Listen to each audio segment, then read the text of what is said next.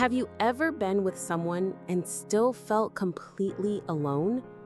Have you ever had a long conversation that was full of words but empty of presence?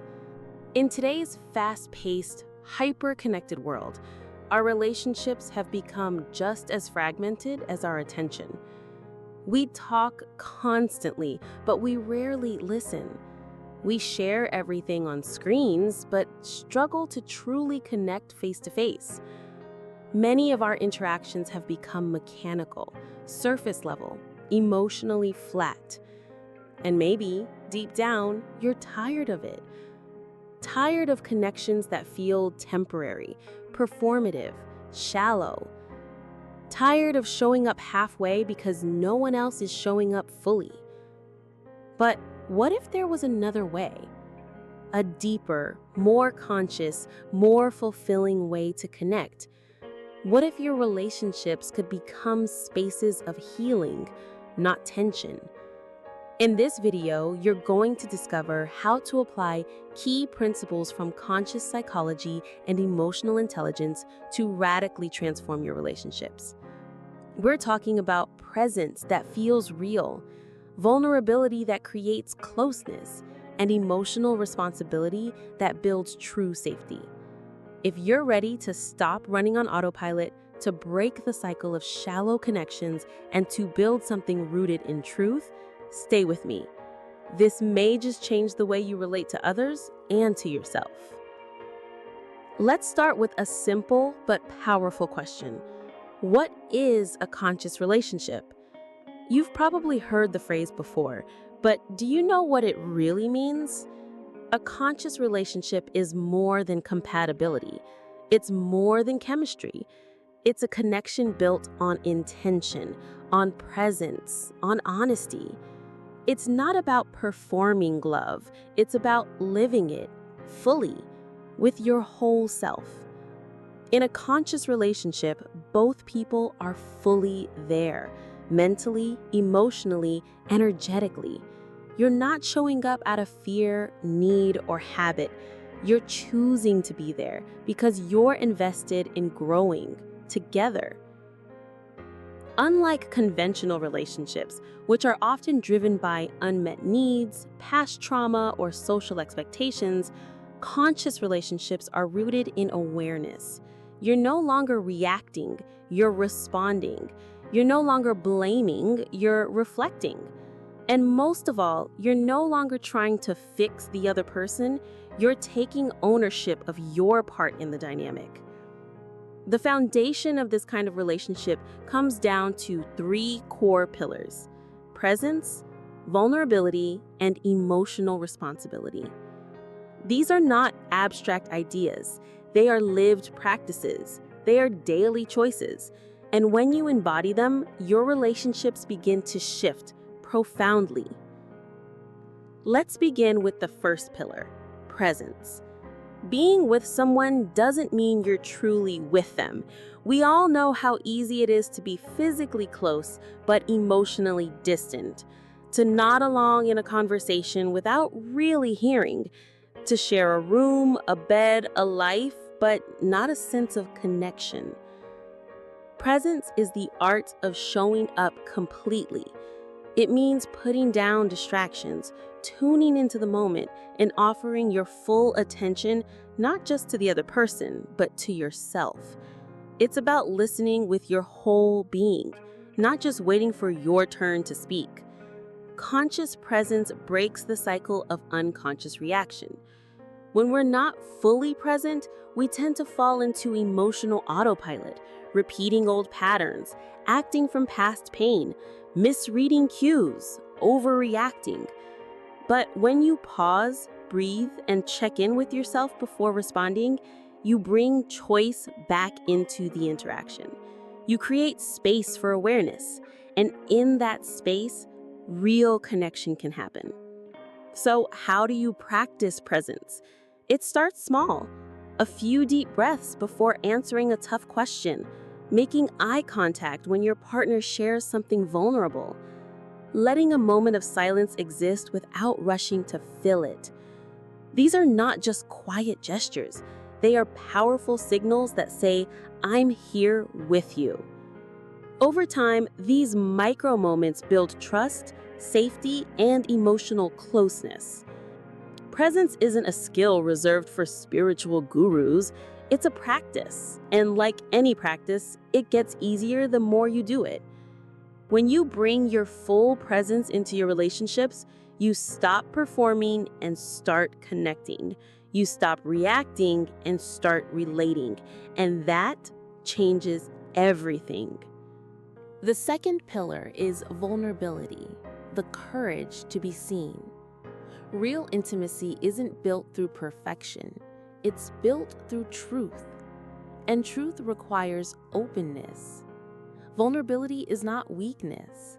It's the strength to say, this is me as I am. It's being willing to drop the mask and share what's real, even when it's messy, even when it's uncertain. Most of us have learned to hide our true feelings. We downplay our fears, cover our insecurities, and pretend we're fine even when we're falling apart. Why? Because we've been taught that emotions are inconvenient, that honesty is risky, that softness is dangerous. But in a conscious relationship, vulnerability becomes the gateway to closeness. When you let someone see you, not your highlight reel, but your whole self, you give them permission to do the same. So how do you practice conscious vulnerability?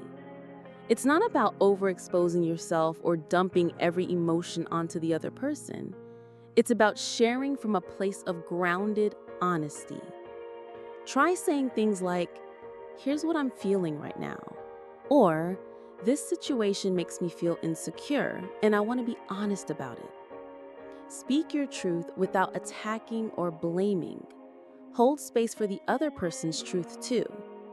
And watch how walls begin to fall. The most powerful relationships aren't the ones without conflict. They're the ones where both people can show up as they are and still feel safe.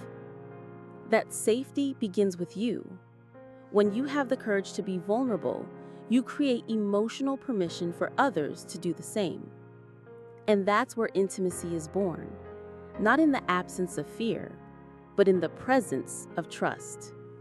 The third pillar is emotional responsibility, owning what you bring into the relationship. This one can be tough because it requires radical self-awareness. It means no longer blaming your partner for how you feel. It means recognizing that your emotions are your responsibility, that your reactions are a choice, not a consequence. Too often we fall into the trap of emotional outsourcing. We expect others to fix our pain, manage our moods, or make us feel whole. But no one else can carry the weight of your healing. That's your work. Emotional responsibility is the practice of checking in with yourself before projecting onto someone else. It's asking, what am I really feeling? Where's this coming from? What do I need right now? Instead of reacting with anger, you pause. Instead of accusing, you reflect. Instead of demanding, you express your needs with clarity and compassion. This doesn't mean suppressing your feelings. It means owning them. And when you do, you create a relationship dynamic that's based on emotional maturity, not emotional chaos. When both people in a relationship take responsibility for their emotional world, something amazing happens. The drama fades. The blame games stop. Communication deepens. You're no longer trying to control each other. You're co-creating safety. And that is the foundation for a love that actually lasts. Now, let's bring it all together. Presence, vulnerability, emotional responsibility. These three pillars are not just ideas, they're practices you can live, starting today. Imagine waking up and choosing to check in with yourself before speaking. Imagine slowing down during a tough conversation and actually listening, not reacting. Imagine expressing your truth without fear and holding space for someone else's truth. That's how a conscious relationship is built, not in grand gestures, but in intentional moments, repeated daily. These practices apply to every kind of relationship, not just romantic ones. You can show up with presence and honesty with your children. You can speak your truth with a close friend. You can hold emotional responsibility at work. The more you embody these principles in every area of life, the more your entire world becomes a space of alignment, authenticity, and emotional safety. And yes, some days you'll forget. You'll fall back into old habits. That's okay. Conscious relationships are not about perfection. They're about intention. They're about starting again and again. Every choice to pause, breathe, listen, share, that's another brick in the foundation. That's how trust is built. That's how healing begins. When you live this way, your relationships stop being a source of stress and become spaces of restoration. Conversations become deeper, silence becomes more comfortable. Conflict becomes an opportunity for clarity, not a battle for control. You stop trying to win and start trying to understand.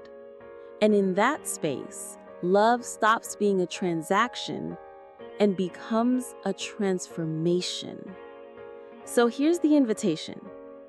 Take a moment, breathe, reflect. Of the 3 pillars we explored, which one do you feel most called to strengthen right now? Is it presence? The ability to slow down and truly be with someone?